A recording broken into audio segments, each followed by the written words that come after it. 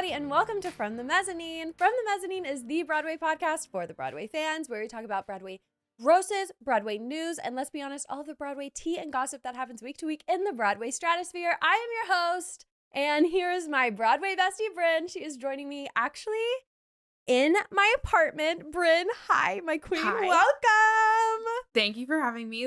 We're like right across from each other, She's right so it's very exciting to be in the same room having an actual conversation. It is. And this is probably going to be like a little bit more unhinged than like you guys might be used to because like we're not through a Zoom. We're like together. So yeah. And if we're not looking at the camera, it's because we're looking at each other. Okay, let's just address that. Used to, back in like the early days of FTM, me and Alex would sit right next to each other and only record on the one mic that you were using. Like Wow. we would sit as close to each other. This is like some like history for the FTM listeners. We would sit as close as we possibly could and both be on that mic. Can you imagine? I feel like I've seen like a clip of a TikTok from I'm sure it. you have. It was so crazy. But it was because we were just like being cheap and I didn't want to buy an extra mic.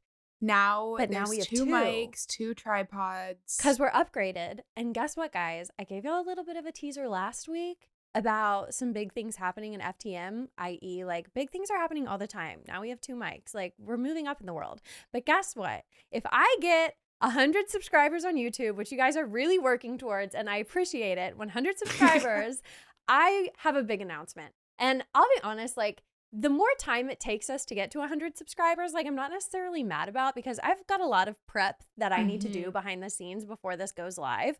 But I'm super duper excited. So once I hit the 100 subscribers, it's not going to be like, here's the announcement and like nothing changes. Like the second I make the announcement, it will go into effect and y'all will have like more content from me. And that's all I'm going to say before I give too much away.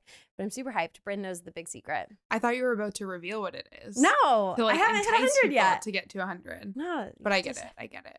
Yeah. Subscribe to Lindsay. Yeah. Or From the Mezzanine. From the Mezzanine podcast on YouTube. It's in the show notes, guys. And my big secret will be revealed and y'all will get to reap the benefits right away. So go do that. Go do that. Bryn is a subscriber. How is it, Bryn? It is so life-changing being a subscriber. I'm just kidding, but it's not life-changing. Oh my God. Put that in. I'm gonna put that in. Well, okay, this is perfect because me and Bryn, we're actually fighting right now. We're fighting. We're a big fight. So we saw Water for Elephants last night, which we will definitely talk about. And after the show, we were filming or recording something that's part of said surprise. Don't give it away. I didn't give it away. Be careful. And Lindsay told me that we were friends for the content. And I was really offended by that. I don't remember what you said before that. There was something else. I just like kept digging the hole. Yeah. And then a funny like tidbit is then like 2 seconds later, we heard this group of girls screaming to high heaven down the street. And I was like, oh my God, like shrieking. I was like, oh my God, someone is injured. Someone just got hit by a car. What happened? That's what I thought. That's honestly what I thought. Someone got hit by a car or shot. Yeah. Turns out Grant Gustin put it on his Instagram and they were taking a photo with a banner of Grant. And he like shouted out of his car window. He rolled down the window and was like, looks good, ladies. And they were like, oh my God, Grant Gustin. As we were talking about Grant Gustin. So does that segue into Absolutely. Let's segue into the fact that before our fight, we saw Water for Elephants. We did. And we're going to break it down for you guys. So tell us about how we got the tickets because Bryn put in the work while I slept in. I put in the work. So yesterday morning, I couldn't go right at opening. I could only go around like 11:15. So I knew I was risking it, but it hasn't been hitting full capacity. So I was like, maybe we'll be fine. Got there around 11:15. They were like, no 30 under 30, no rush. And I was like, okay. And they were like, but we do an in-person lottery. And I was like, oh, what? Yeah, I was like, is this the 90s? Like, that's that's how they used to do all of, like, Rush wasn't a thing. It was, like, all a lottery system. And back when, like, Rent really made, like, the accessible tickets accessible, that's what they did. It was an in-person lottery until people were, like, sleeping outside on the sidewalk the night before the show. And then they moved it all to, like, this lottery system that they have. And now, of course, everything's, like, online. Yeah. Go ahead. So it was kind of fun, honestly. I guess the thing is, it made me feel reassured that they actually were giving tickets out with the lottery, because Very sometimes true. with online lotteries, I'm like, for all I know, you don't actually give away any tickets. So true. We felt that way with like Sweeney. I have Merrily, the big ticket names. Like, yeah. We're like, you're not giving out these tickets. No. Little Shop of Horrors. Little Shop, if you're listening and you want to give me free tickets to see Darren Criss, I don't know what I'll give you, because we'll talk about it on the podcast. They don't have to be free. They don't have to be free. I'll pay a little bit. But Bryn, we'll talk about it on we'll the podcast. talk about it on the podcast. A $350 ticket is unfortunately not in my price range right now, but it might be because I need to see Darren. But anyway, so the way that the in-person lottery works for Water for Elephants is it opens 2 hours before showtime and closes 90 minutes before showtime, and then they draw the winner. So I was trying to get there as soon as possible, but I technically finished work at 6. So I'm like running to the subway, and I got there at like 6:25. So pretty close to the end. I didn't realize that. But because it's a lottery, it's not like a first come, first serve. It doesn't matter at all.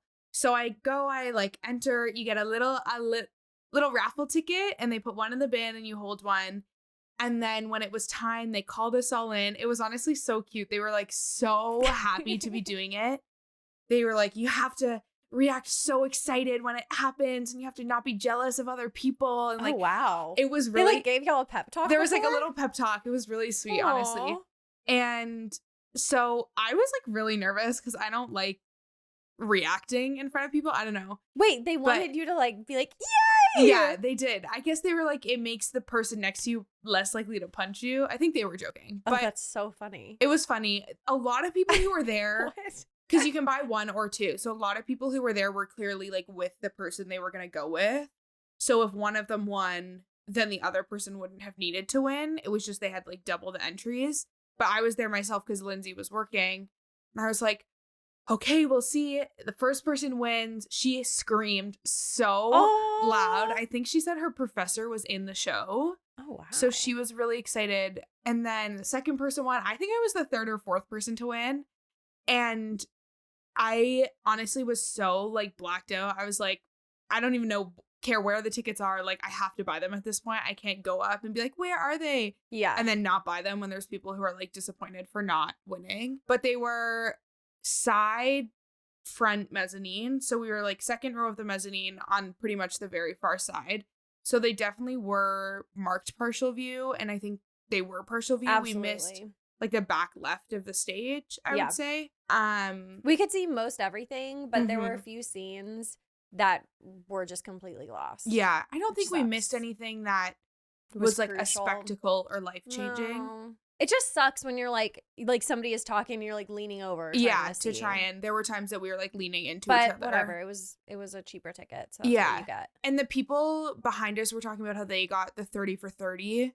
So it made me feel okay that like those tickets weren't any better, if that makes sense. Like, right. If we had gotten there in the morning, they probably wouldn't have been any better. Yeah, probably not. But yeah, that was the process. It was kind of crazy. Yeah. They gave out, I want to say, probably like 15 to 16 total tickets. It was pretty good. By the end, they were drawing numbers and people were just saying like, I don't need them because their friend had won them. I think maybe like 3 or 4 people in the end didn't get them, which sucks. Yeah, it's so sad. But it must have been sold out. It was like pretty packed last night. Yeah, you were saying that you think that they were just going with the lottery system until they like filled all That of the was my seats. guess, because I think that's a the smart way to do it. It's the perk of lottery is when it's only 90 minutes before the show, the likelihood of you selling any is so low. Yeah. So they're like, okay, we'll just go till we go. Yeah, so it's a really unique system. So you guys use that if you're not able to go and rush. Plus, like, if the seats are the same, I would much prefer getting to the theater by 6:30 to get the tickets rather than like waiting in the morning at 8 a.m. And I think it's good if you're trying to do 2 shows in a day and you like rush one in the morning and then try for the lottery for the other. Or if you're True. Oh, that's true. Yeah. Or for people coming from like Jersey who don't want to come in the morning and rush, go back and then come back. You know, yeah, it's like, because you're right there. That's so true. It's really frustrating being in Brooklyn and Yeah. having to like go over there, come back, go over there, come Yeah. back. It can get like, just a lot of transit time. I think the timing is perfect because you find out 90 minutes before, you can like go get some food, come back. Like it's a good length of time in between. Yeah. I think I liked it. Yeah. I think Yeah. I wish more shows would do that. Yeah. So anyways, about the show itself, Mm-hmm. where should we begin? Just talking about the show at a glance, like our individual thoughts. Okay, so it's so hard to know where to begin because it's like there's a lot to a show. And for this one, there were a lot of things that were very, very interesting. I'll say like my highs and my lows. How about that? Sounds so good. definitely, I think we share this. Like my high was like the stunts of it. Of They course. were incredible. It was so cool. Your jaw was on the floor because like they have these trapeze artists and they're doing things in like silk that's hanging down from like the ceiling. They have like, y'all know those big like hula hoops that are like suspended in the air and they're swinging, and they're doing really interesting like leaps and lifts and like jumping across the stage. These people are incredibly talented, so strong. I can't even imagine. There was this one part where they're like putting up the circus tent, which was like one of like the climaxes, and they like lift it up. And the guy is like holding on, just like holding on to the pole, and his body is just so straight as the pole is going up. That was crazy. And then they're all climbing up the pole and going down, and climbing up the pole and going down. So there were a lot of things that were just like, whoa, whoa, whoa, so many things are happening. Like those were without a doubt like the highest points of the show for me. I'm curious to look up these performers because to me they're like so clearly, not in a bad way, but they're not like Broadway dancers. No, they're like acrobats. I'm like, have you ever been in Cirque du Soleil? Because that was the level of what they were giving. Yeah. Without giving too much away, my favorite point was when two of them, there were like two ropes that came down and two of them were hanging on the ropes. Yeah. And people at the bottom were spinning the ropes. Yeah, that Do you was remember insane. That was crazy. They were spinning so fast. And then there's a point actually where someone comes out over the audience. Yeah, flies out and is suspended over the audience. But not in like they're not clipped in the way that they would be in any other show. Yeah. Because it's like circus performing. You could see when certain actors went on, like, they had some platforms when they went up, they would raise they up. were clipped in. Like how you think of like Defying Gravity. Yeah. Like when she's held up, she's in a like, what is that called? Like a harness and being suspended up. Or like in Anne Juliet, you like watch them do up their seatbelts when they like go on a bench. But these circus performers were not. I want to tell them. So there's this one scene where there's a horse. So let's talk about like the plot a little bit. And honestly, we didn't know anything about the plot. Goosebumps. Oh wow, really? Thinking about the circus performers, I think they're so fascinating. It reminded me a little bit of like Paradise Square, because in Paradise Square it was very heavy on like the Irish dancers, and you could tell that it was similarly to this. They were professional Irish dancers. They were not like Broadway typical like dancers. And so when they would perform, you were like, oh, no way. Like it would like boggle your mind and be so freaking cool. So that was kind of like this, because that's something that's really unique that you don't see on Broadway. Like it is, they do that briefly in Moulin Rouge with like the spinning stuff and like being suspended over, but this just takes it to a whole nother level. Wait, I had a train of thought. Oh, wait, we were going to talk about the plot. Before we go forward, let's talk about the plot for a second, just so we didn't know a lot about the plot going into it. No, it is based on a book and a movie. I think. So I do think some people are aware for sure. But all I knew going into it was like a man joins the circus. Yeah. So basically, like the plot for dummies, as told by me, is that this guy who has kind of a tragic backstory, he's running away from his life and he goes to join the circus, and he has a history of being like a vet. And so he's able to like provide that to the circus and like help the animals and things.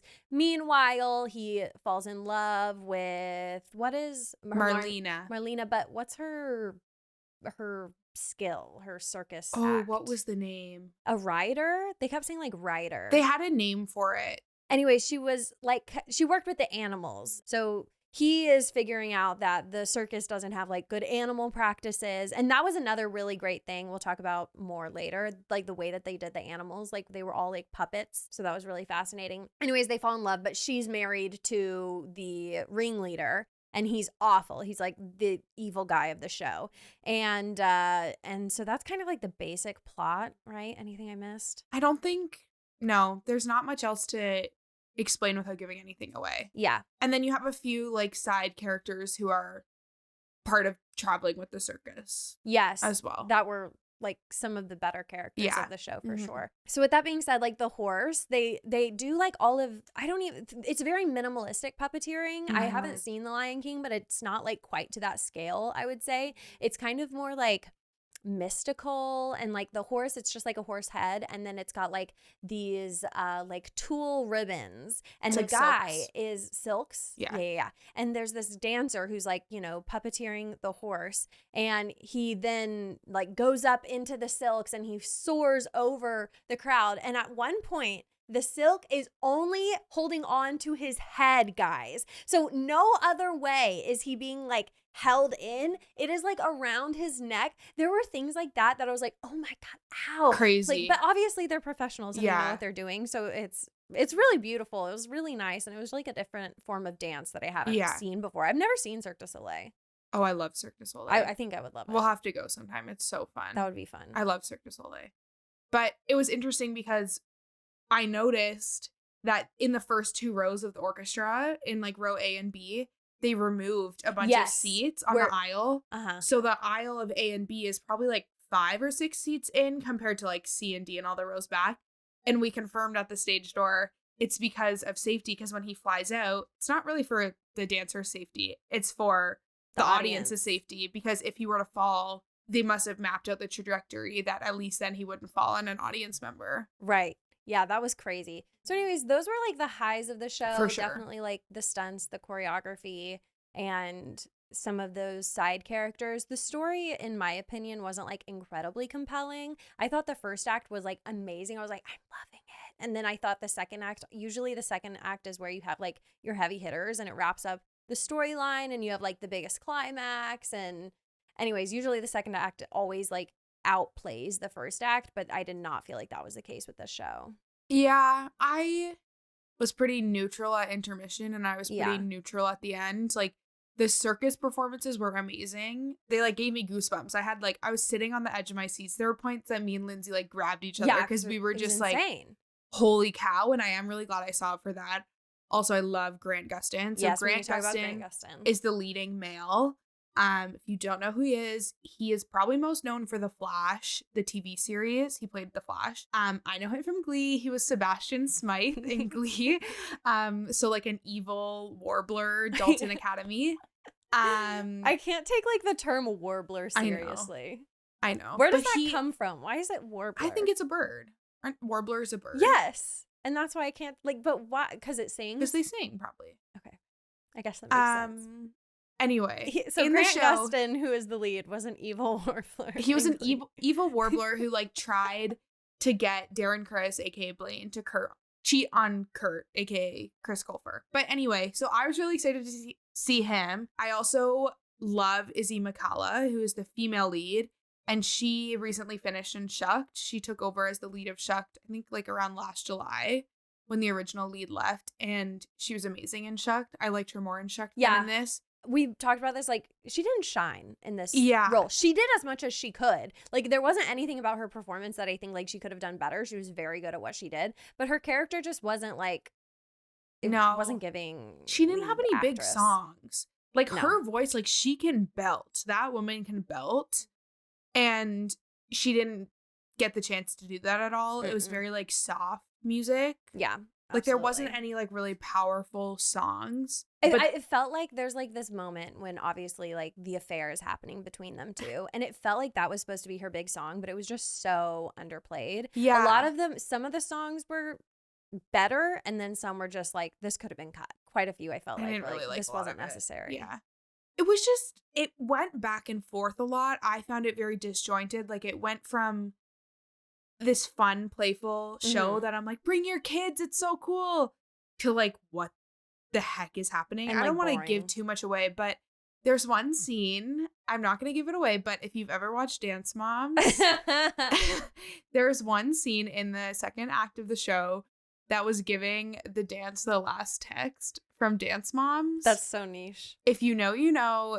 I feel like the Dance Moms to Broadway world is like probably legit. I don't know if any of these listeners have watched Dance Moms, but if you've seen Water for Elephants, YouTube The Last Text Dance Moms and you'll know what I'm talking about. There were moments where I quite literally was giggling because I thought the people who put on the show went and saw Moulin Rouge and they were like, let's do something like that, but like not quite as good.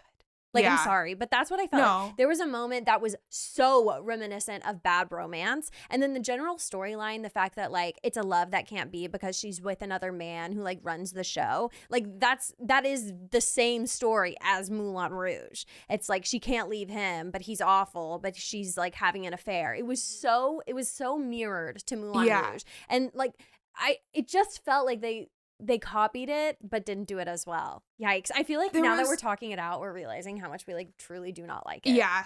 I liked the performances. There was also, we fully haven't mentioned it at all because I think it was so insignificant to me. There was an older version of the main character, and it was kind of like going between the older and the younger. And it was giving me, like, the weirdest, like, harmony flashbacks. Yes, it was reminiscent of harmony too. Because it was, like, all about the younger life, but in being told by the older perspective, which is also kind of what's happening in The Notebook. The Notebook, I feel like, is a little overdone. different because it's, like, 3 levels and it's, like, throughout the, like... It's definitely different, but this it's was also just, like, similar. the narrator was the older one and the story was being played out by the younger one. And anytime it would go to the older character, just the energy would drop. Yeah. And it started out, the best opportunity you have to get the audience on board with your show is in your very first song of Act 1. Yeah. And when they opened the curtain, I was like, do they know the curtain is open? Yeah. Why is nothing happening? This is so boring right now. And it took them until they went into, like, his history, his flashback, when, like, the energy picked up. And so then that set the precedent that, oh man, anytime, like, the older version of the lead character comes on stage, we're about to have an energy drop. They just should have taken that out of the story entirely. I wish it opened to, like, a person hanging in silks. Like, just, like, that hanging would have been there by their beautiful. head. And then they start singing and then they sing about how they're going to tell the life story or something. Or it could have just started with, like, the putting up the tent. I think some of it too was almost, like, cheesy to me.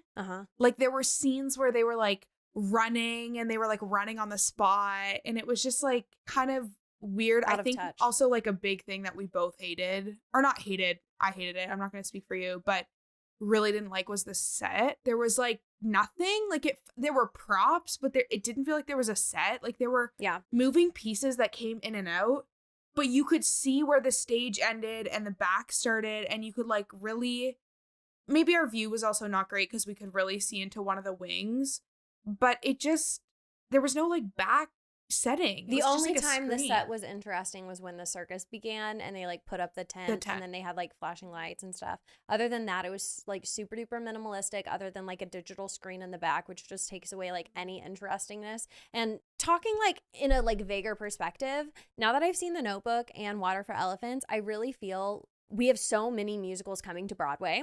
And there are only so many, I don't know if this is true, but this is just kind of what I'm thinking. There's only so many producers who can put money into it. The Notebook, to me, felt slightly low budget. This certainly felt low budget. I hate when I'm watching a show and I feel like it looks like some other show that I've seen that was worse. Like, some of the paneling that they slid in and out of the set looked a lot like Some Like It Hot.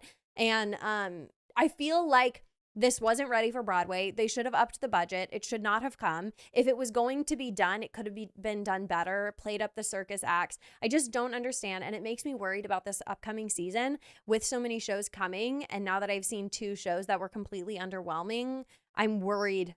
I'm worried about this season. I just, like, now this has set the precedent. Yeah, it felt a little bit like they saw, like, 10 Broadway shows and, like, took an element from each. And they were like, we can do that too. Put it on a stage as quickly as possible, which is shocking to me because it's directed by Jessica Stone, who directed Kimberly.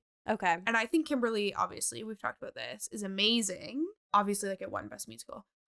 It's very interesting to see this, but I don't think it's on the direction of it. I think it's on the story. Yeah. So I wouldn't even say, usually whenever I do, like, a show recap, I always say, like, who my, like, outstanding performers were. And I wouldn't even say I had any outstanding performers. I think, what's his name? Grant Gustin. Yeah. I think he was fine, but I don't think that he was, like, a shining star. He was very attractive. But that was, like, the only exciting thing. He had a really nice voice, but I don't think he was outstanding. Who plays the comedian? The clown. The clown guy. He was really good. I thought he was really good. He was really good. I completely agree. But even so, they didn't give his, like, character enough No, he didn't have time enough on to shine. stage. What was his name? Christopher? Did I make that up? Mr. Jankowski? No, that was the older. Camel, Wade, Walter, August, Charlie. Oh, Joe DePaul. And he played the clown. That's who we're talking about. He was like maybe the best. I think he was the best. He just had like a small character, so it's hard to say. Yeah. But he made the most out of his character. Other than that, like the lead characters, everybody was talented and good, but nobody's character was full enough to be like, oh my God, I'm obsessed with your character, you know? The best part was by far the circus performers. Yeah, they were the ensemble, which I love it when you have an amazing ensemble. But they didn't get to shine throughout the show. Anyways, I don't want to get lost in our... No, we've been talking about this for so long. Should we... Is there anything else you want to touch on? What I will talk about... Stage door. Is, yes. Yeah. So... The best part of it, honestly, was the stage door. That was the best part. That was the highlight of the show, the stage door. I really wanted to go to the stage door for Grant Gustin. I also would have loved to meet Izzy McCullough, but she wasn't signing. But Grant signed. But anyway, when we were walking to the theater at the very beginning of the night, which, number one, the Imperial Theater sucks. It's such a weird layout. But anyway, we're walking in. We're about to walk up to the mezz, and I'm like, Lindsay, that's Joy Woods. She was right there. So Joy Woods is currently in The Notebook, which opened on Thursday night. So they were off last night, and we tried to find her at intermission to see who she was with, but whatever. We leave, we go to the stage door, and we look across the street, and it's Joy Woods and Ryan Vasquez, who is the middle Noah in The Notebook alongside her middle Allie. And I remembered when we were there that Ryan actually originated the main role, so Grant Gustin's role off Broadway. Yeah. So he must have been coming to like see all of his friends and support them. And they were so happy to see him. And it was so, I literally have goosebumps talking about it. It was so cute. They were like running into his arms. They were talking like musicians, actors, There performers. was just like a huge crowd of everybody over there. I could not stop staring at them. I have very different views on The Notebook than Lindsay does. We'll talk about it when we get into the reviews. So we'll talk about that. But for me, I was like, you are my celebrities. So it was really cool. And just to see them be like normal people. They were both just there in like their cute outfits, drinking a Gatorade, hanging out with Izzy McCullough on the street right after she did. I could hear her talking. She was like, do you have a 2-show day tomorrow too? Yeah, us too. Like, and I'm like, I wish we could relate. Casual, you know, just so... Yeah, that part was really fun. And we got to meet Grant, and he signed our playbills, and that was a big moment for Bryn. Picture with him. I was really nervous. My heart was like pounding. It made me realize that if I meet Darren Criss, I'll be probably on the floor sobbing. Oh my God.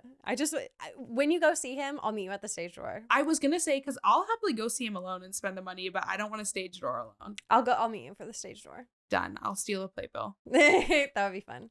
Okay, moving on. Okay. We talked for so long about that. I hope y'all enjoyed that. So, Bryn, I have some very exciting news I haven't shared with you yet. But we are going to Maestro Music's Amplify 2024. No way! We are! Oh my God! Yes, okay, guys, so I have to tell you about March this. 25th. Yes, on March 25th at Sony Hall, Maestro Music is doing Amplify 2024. If you don't know what Maestro Music is, you absolutely should, because they're an incredible organization, and I'm supporting them here on this podcast. But what they do is they provide support and visibility and community. Bryn is freaking out. The sound bar is like so high from my scream.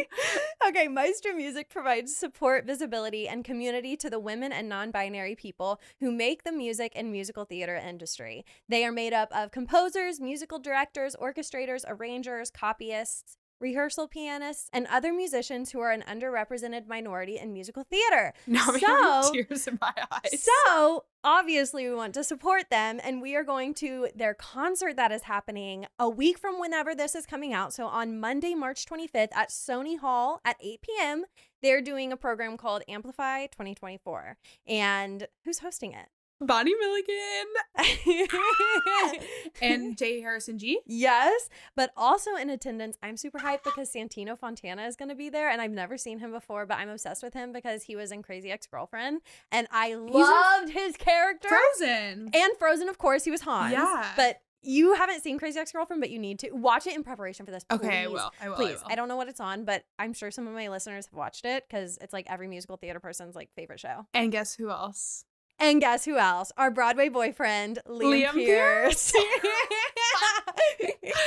From How to Dance in Ohio. Was by far the best part of How to Dance in Ohio. Mm-hmm. He's incredible. Incredible. I am so hyped. The saddest part for me of How to Dance in Ohio closing, not actually because the whole thing was sad, but knowing that his voice was not on Broadway anymore, because his voice should be on Broadway because he is so good. He'll be back soon.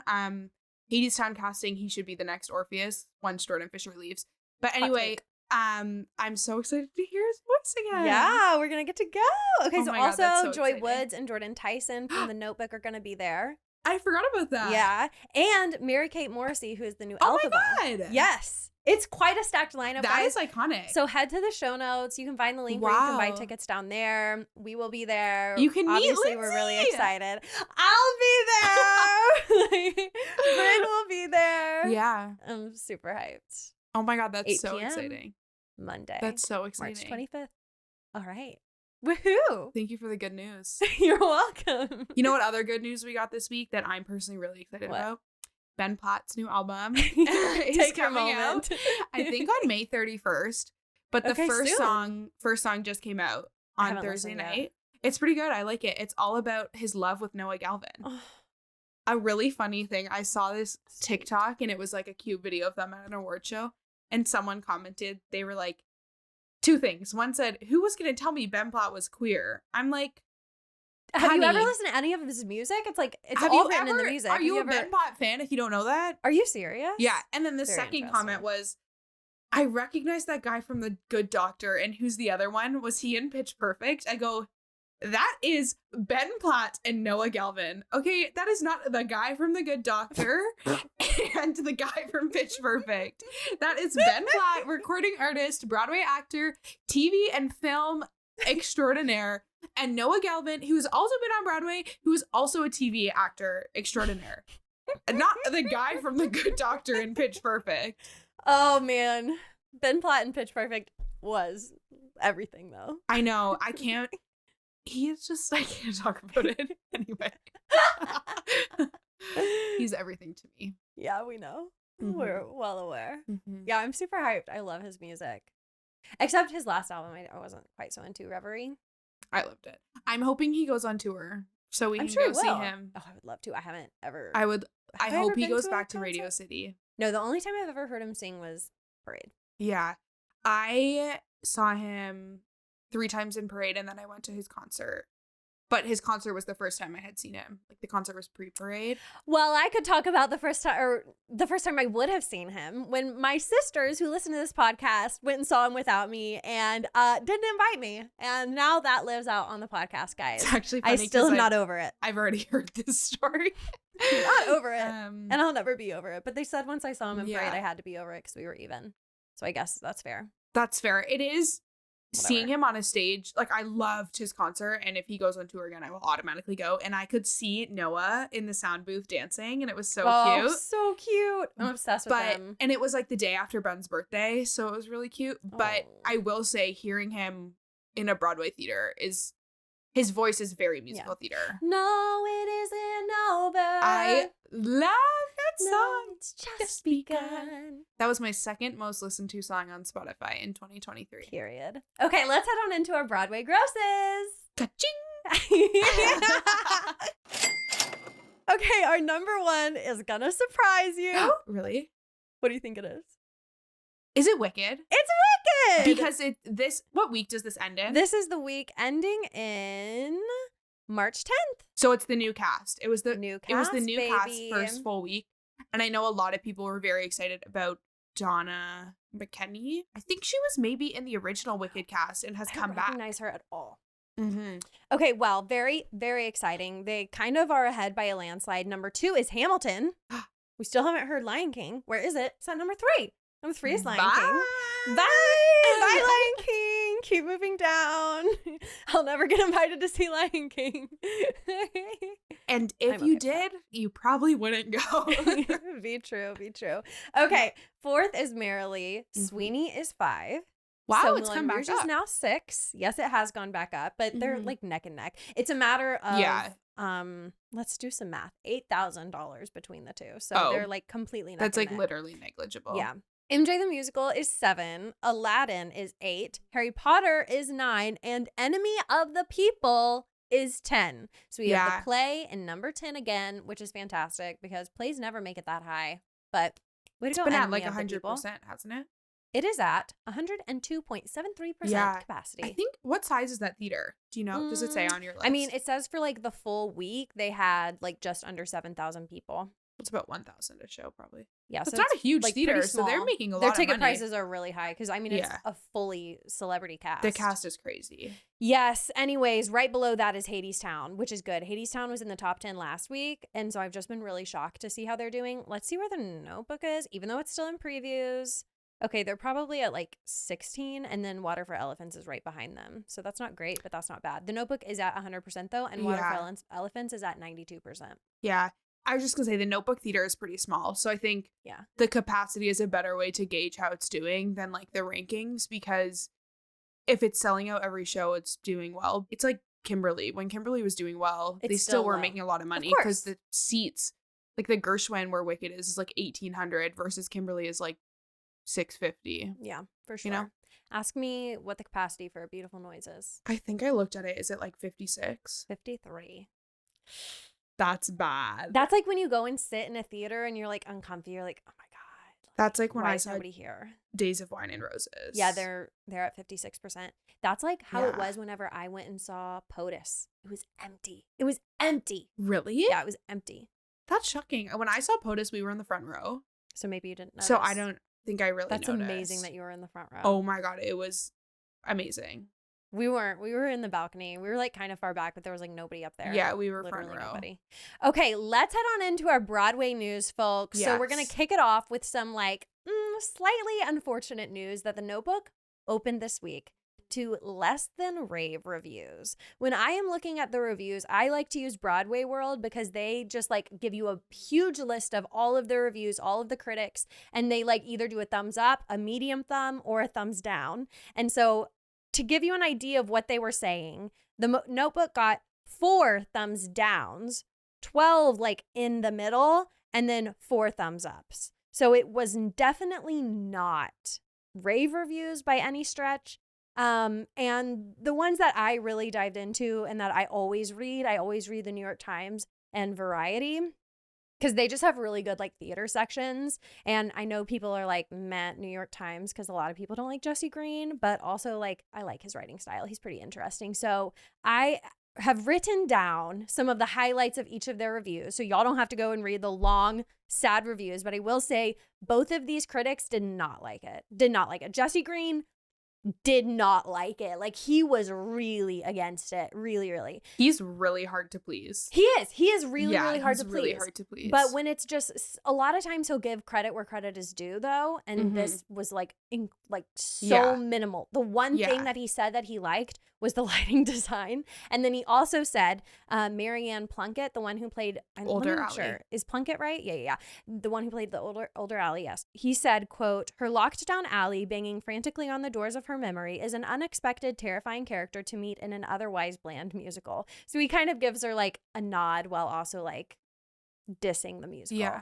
But other than that, he didn't like anything. I think the thing with New York Times is even if people don't like Jesse Green and people don't like it, the New York Times is one that is going to impact if tourists see it Absolutely. or not. Like if you Google like, should I see Notebook the musical, the New York Times review will come up.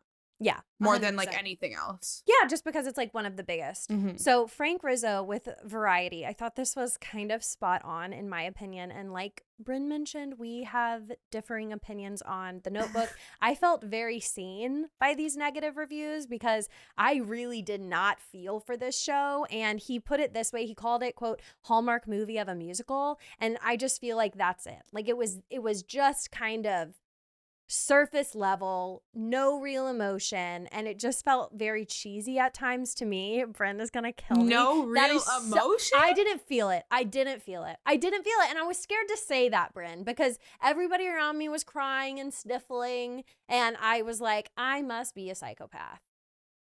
I don't think that. Collect your thoughts. What I will say, I understand that it's not life-changing. In terms of the Hallmark movie comment, I don't disagree with that. Okay. I just don't think that's a bad thing. Oh, I see. To like every once in a while have like a Hallmark movie on Broadway. But I also am like, what do people expect? It's the Notebook. That's what the story is. So let me read a little bit more. So Frank Rizzo says, quote, "There's no Titanic-like connection between these two class-crossed lovers. No charm, no complexity, nothing special," quote. He goes on to say when speaking about the lyrics, quote, "They're pleasant enough, tender and often lilting with introspective lyrics. But for the stretch of the musical, there's a little variation in tone or text, which is full of those on-the-nose feelings," quote. So that's really what I felt whenever I was like listening to the music. It all kind of sounded the same, like without motifs, like doing callbacks. It all was like one tone, one level. And like I said after the show, I told Bryn, like, it feels like indie, like alternative, which is just not my style. And anyways, he goes on to say, quote, "Perhaps this intimate small-scale musical will do the same here, but more likely it will land better on tour where the enchantment bar is lower," quote. And I think that's probably true just because it's so recognizable of like a brand. Yeah. I think I disagree with some of it. I personally felt the love between Noah and Allie. Yeah. Like I really did. I felt the chemistry. Yeah. I will say aside from the 6 like main actors, I was kind of like neutral with the ensemble. They were not bad. They were not like standouts. Yeah, it was just whatever. But I think those 6 are like all incredible. And I think their voices are all amazing. And personally, it is my style of musical theater music. Like it is my style of Broadway music. Yeah. I will listen to that album to the ground. I already know it. Because it's like not so theatery, which I'm not saying that's bad, but I don't care about an orchestra and the pieces and all of that. Like, it's very pop indie. Lindsay compared it to Hadestown, which I don't agree with. I think Hadestown is a lot more, like, folky, jazzy, like, a little out there. Where, like, Notebook, I could, like, listen to and not actually know it was from a show. Yeah. Which I like, but I get that for the critics, that's not a selling point. But I don't think that these reviews are going to mean it's going to not do well. Because I think it still has the name. Do I think it's going to last for, like, years? No. Yeah. I think it's going to be, like, Back to the Future. It's so different. And one of these reviews, I can't remember which one, was saying, like, there's completely a group of, like, the millennial generation that before the curtain even goes up, they're sniffling because they're thinking about the show. Like, they are roped into the plot before it even starts. So I do agree with you. Like, there is definitely an audience that's prepared for this and wants to go and see it. A lot of them, and I completely agreed to this, was like, so Noah and Allie in the movie, they are like chemically connected and they have like this budding romance that is like so palpable that you feel it through the movie. Noah and Allie in the musical, I never ever felt that. It wasn't like they cannot not be together. It was like they would say like, "Oh, I just don't want to live without you," but you didn't feel it. They didn't have anything in common. There wasn't like that pull. Whereas in like the movie, it's like, if they're not together, the world is going to burn down. And I just think that they underplayed so much of it. They should have gone more intense. This is an intense movie. And it's so big and appreciated because of the big feelings that it has. And the musical is so subdued. I guess I've only seen the movie once, and it's been a very long time. So I think maybe not having a huge knowledge of the movie maybe made me like it more because I wasn't judging it based on the movie. Yeah. There was one moment where I did really feel like they had to be together when Middle Allie or Joy Woods finds out through the newspaper that he's still alive. That was a nice moment. Because she had always assumed he had died in the war. And I don't feel like I'm giving anything away because it's a known story. And she like loses it. Yeah. Even though she's about to get married. Yeah. And I think that was, I personally really liked it. I'm able to separate like what I like versus what I think is like really good theater. Like Kimberly is like my favorite show. Do I think it's the best show I've ever seen? No, if that makes sense. Okay. I'm surprised to hear that. But I understand. I totally understand. I don't like Sweeney Todd, but I think it's an incredible show. I totally get what you're saying. You know? Absolutely. Absolutely. Okay, so let's read some. Oh, I do want to say one of the good things that Frank Rizzo with Variety did like about the show. He says, quote, "The cross-racial casting of couples nicely underscores the universality of the romance and the ease of imaginative leaps in musical theater," quote, which I totally agree with and loved that. Okay, so Jesse Green, this is what I was saying. This is what I was saying. And I feel like I'm like in a legal proceeding, like stating my case like against you. I think it's like, and so I hope that's not how this is coming off, because I No, totally no. agree. Like we often do not have the same opinion, which is like why we get in like, you know, playful arguments. but that's totally fine. Obviously. And I totally agree with you that like this is your style. This is more so your style. And I love listening to musicals that are like a little bit more understated, like The Notebook, because it's just nice listening. Like that's why I really liked Waitress, because I felt like it was a bop that I could just listen to casually, you know? And so I totally feel you with that. Okay, anyways, so Jesse Green says, he makes a comparison between like the movie and the musical, saying, quote, "The movie, a super slick Hollywood affair, did everything it could to keep the eye warm. Ryan Gosling and Rachel McAdams as the young couple could not have been glowier," quote. He goes on to say, when comparing it with the musical, quote, "This aims for a rougher hand-hewn texture befitting Noah's career as a carpenter and the indie folk sound of its songwriter, Ingrid Michaelson," quote. Indie folk, Bryn. He called it I agree folk. that it's indie. To me, it's more indie pop.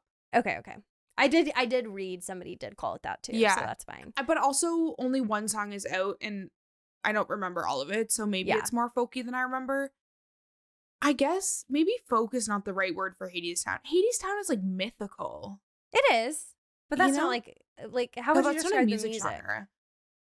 I would so call it folk. I guess, yeah, some of it's like folk alternative. We don't need to compare musicals to musicals. No. They're all their own being. Mm-hmm. Okay, but anyways, he goes on to say, quote, "In any case, the de-slicking was a mistake. It turns out that the Hollywood varnish was the only thing holding the picture together. In its place, the musical makes few convincing arguments for a separate existence," quote. Anyways, he doesn't like the music. I don't need to read all of his quotes, but he basically just says, there's one great song whenever they start to undress where the lyrics are nicer. Other than that, he kind of just calls it like mid-tempo, and they're not like substantial enough for you to remember them. He does, like I mentioned, sing the praises of the lighting design and Marianne Plunkett, who was amazing as older Allie. Yeah, so that's the entire critics articles will be in the show notes below if you want to take a closer look at it. It's a pretty aggressive review. Oh, They're it was pretty aggressive. aggressive. And that makes me think like, holy crap, Water for Elephants is going to get torn apart. I don't know which I like better, to be honest. I know you like Notebook better, right? Yeah. Anyway, so you were surprised by these reviews, right? I was surprised that there were some that are so harshly negative. Yeah, I'm not surprised that they're not like glowing. But I'm surprised that they're like, I would have thought it would be like half good, half neutral. Yeah. It's definitely like tilting towards the bad side. Yeah. It's just interesting. I feel like we're on such a slope of fans liking something a lot and then the reviews not being good. Like what? Like the masses of fans. I don't know. I'm thinking of The Connector, which is like the off-Broadway Jason Robert Brown. It was like mostly mid, like one positive, one negative. Okay. Which that's I thought it was feel. gonna, because that is the show that I think is like so smart, which usually you would think would appeal to the critics. Yeah, no, so that's that was true. surprising to me. I feel like fans really love The Connector. Yeah, and I love it. Closes tomorrow. I'm sad, but yeah, I think it's like a very smart, intelligently done musical. So I thought it would get better reviews because it's kind of like intellectual and smart, and it seems like that's what critics are liking these days. I don't know what critics are liking. The last thing I remember critics like actually raving about was Kimberly Akimbo. Okay. I'm trying to think. I know I've reported so many reviews on here, and I definitely feel like a lot of them get good reviews. Like, was Shucked good? I don't remember. Spamalot was mid. Spamalot was actually pretty good. Spamalot was pretty good. Yeah. Actually, a lot of people liked it. I mean, Merrily was great. I think Gutenberg was pretty good. Gutenberg was like not actually very good. Because a lot of them, it's kind of wacky. Because it's not intellectual. You're so right. Yeah. Like, they want to be pretentious and be like, I think this wasn't my taste. Like, they all were like, Gutenberg's too long. Like, Gutenberg couldn't be long enough.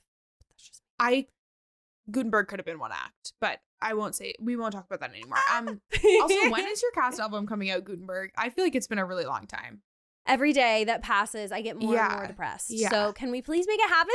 Please, or else I'm going to lose it. Okay, so that's all we need to talk about the Notebook. Yeah. Like, what is up with this episode? We're like so depressed about I'm just thinking Element, about so sad about Notebook. Like, can we have some positivity, please? I think reviews have been really good for a lot of plays recently. I think the new play category for Tony's is going to be insane. Hard. I'm all for appropriate.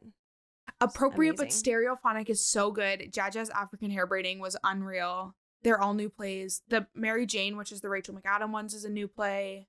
Appropriate isn't new. Yeah, it is. Oh, really? New to Broadway. Okay. Mm-hmm. Solid. The new one coming into that theater, Mother play with Jim Parsons from... I didn't know Jim Parsons was in it. Yeah. I had no idea. That's why me and my mom our second news story is that Jim Parsons is going to be in Mother play? It's Jim Parsons, Celia Keenan-Bolger. Don't know who that and is. one Do other I know person. Who that is? How would I know The name them? is really familiar to me. And one other person Rachel that McAdams. my mom knows. No, Rachel McAdams is in Mary Jane. Oh my God, there's so many. Okay. Mary Jane is at Manhattan Theater Club. Mother play is at Second Stage. Yes. Yeah. It's all coming back to me. Okay. Understood. I will be seeing both. Okay, our last news story for the day, folks, is that Sweeney Todd is officially closing. We weren't quite sure if they were, but they are on May 5th. And that just feels too soon. I'm not surprised. I don't know who they could have, like, they're going to do They could have kept it going. But what, they're going to do a third cast change? Yes! It's not unheard of. Just keep casting it. It'd be so good. Or Aaron could stay for a little while, or Sutton could stay for a little while. Or they could, like, this is so fun. I love, like, playing, like, Kiss. Zac like, Efron Kiss. and like, Vanessa it's like, Hudgens. Yeah, true. It's like playing, like, dolls. It's like, okay, now I want you to be a couple. Now I want you to be a couple. You know, like, it was Josh and Annalie. Now it's, like, Aaron and Sutton. Like, who else? There's so many people out there. Joshua Henry. Exactly. Joshua Henry. And then who could be Nellie? I don't know. Anybody, bring them out. They would be fine. Like, I hate whenever you have a solid show and you won't just keep casting it to keep it going. You know who I'm curious, but only because I don't think she would actually be that good, but because she kind of reminds me of Anna Lee, Betsy Wolfe. Oh, well, of course she would be good. I was thinking like Kristen Chenoweth. She would be such a good Love It. She's a little too old, I think. I mean, if you had like an older, it doesn't really matter about age for their roles. If they do have to be older. Yeah. Like they can't be like 25. Mm-hmm. But I can totally see Kristen Chenoweth as like a killer Love It. I feel like I just got chills. That's so good. Almost anyone who has been a good Glinda could be a good Love It. They just have to be like funny and also just like the physical comedy. Yes, physical comedy. Exactly. Which I feel like Glinda usually has. All right, well, Mackenzie Kurtz and Joshua Henry. Oh my God. That would be like so good. That would be hilarious. They would be such a like gorgeous couple. Yeah. It wouldn't get the masses though. No, it wouldn't. But we would be there. We would be there every day. I love you, Mackenzie. But Joe Locke would have to stay. Yeah, Joe Locke needs to stay. Anyways, I'm just shocked because the show is doing so well. Yeah. It is the craziest stage door on Broadway right now. It is insane how many people are at that stage door. So if you're going to Sweeney, just be prepared. But yeah, so this show began performances officially opening on March 26th. So it will have played for like over a year, which is like fine. It's not long. They should totally extend. But the reason that this is kind of a big deal is because we all thought that it was going to close with Annalie and Josh. Mm-hmm. Apparently that was said. I never knew that, but apparently it was. And so once they like recast it, we were like, oh yay, we're getting it for a little while longer. By the time that it closes, it will have played 27 previews and 399 regular performances. Why don't they just do one more? I know. It's an even one. 400. I think also like Days of Wine and Roses is maybe like 3 away from 100 or something. It's just like a couple more. And it's like, just stick it out. Just do another week. Anyways, I'm sad. I wish it wouldn't go because it's just like a staple. Like it's become a staple. Yeah. Have you heard the rumor that a new musical is going into the St. James after Spamalot? Like for this season? Yeah. That would be psychotic. The rumor is that the show called Illinois, which is currently... Illinois. No, it's called Illinois. Oh, like okay. it ends in I noise. was like, I know you're not American, but no, it's pronounced Illinois. I texted you about it because Leah Michele and Jonathan Groff and Ben Levi Ross and what's her name? That's what you were Busy telling me Phillips about? went and saw it. It's like only running like once. It's weird. It's like off Broadway, but it's like not every day. It's very strange. They all went and saw it on the same night. They were all there on the same night. The Can you night that it imagine? was Broadway backwards. Oh. Very random. But anyway, there's rumors that it's going into the St. James once Spamalot leaves, but it won't even have time to do previews because it has to open so early to be part of this season. No I don't think it's gonna happen. Noise. Okay, well maybe we'll talk about that next week. But it's about dancers, and yeah. Our one other thing is, guess what we're doing tonight? Guess what, guys? Bryn, tell the people. Well, the goal was to see The Outsiders first preview. Yeah. And I got there around 7:45, 7:50. And the person in front of me got the last ticket. I can't believe you got there that early. You were such a queen. Yeah, I woke up at 6:45, which I do not do. No. I start work at 11, so 6:45 is not for me. Got there around 7:45. I missed the train in front of me by like 30 seconds and then had to wait 8 minutes for the next subway. You poor and thing. I was like, me missing that one train could be what is it takes. the difference. That's what I think. When Yeah. I'm on the train headed to the theater, I was like, I shouldn't have waited for the coffee to be ready. Like, I should have just gone. Yeah. Because he was in front of me and the box office asked, what time did you get here? And he said 8. I'm like, you were here before 8. But he must have been like a hair minutes before me. And then no one came after me for like probably 35 minutes. Oh. And I'm like, so I could have slept. But anyways. Sorry, The Outsiders. Sorry. You didn't get us. So we found somebody better. We're going to see We Kimberly. are seeing Kimberly and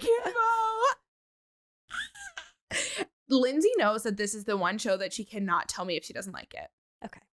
I'm preparing myself right now. If I talk about it on the podcast, I'll just be like, fast forward here to You here. can talk about it on the podcast, but you cannot tell me immediately after the show.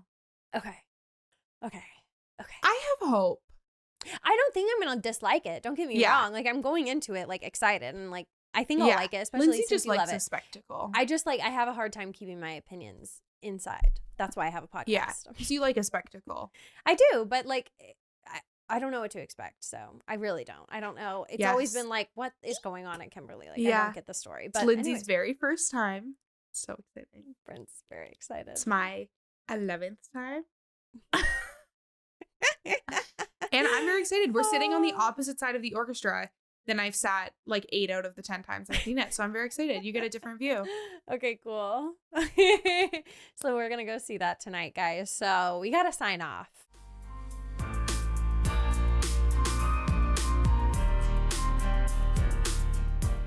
Thank you guys so much for listening to this episode of From the Mezzanine. Go follow me or subscribe to me on YouTube at From the Mezzanine, a Broadway podcast. Let's hit 100 subscribers, guys, and you will get to know my great big surprise. Literally, if it happens by next week, like I will tell you next week and it will be a thing next week. Okay, so go subscribe to me on YouTube where you can find the podcast episodes visually. You can look at me and Bryn's gorgeous faces. We didn't do our makeup for nothing, guys. And then also go follow me on TikTok and Instagram at From the Mezzanine. And Bryn, thank you so much for coming on. You're actually the best. Don't you think that they should share this episode with their Broadway bestie? Yes. I absolutely think they should. They should. Everyone should share with their Broadway bestie because I'm sure they will love it. Just as much as you do. Thank you for listening, guys, and we will see you next Tuesday. Bye.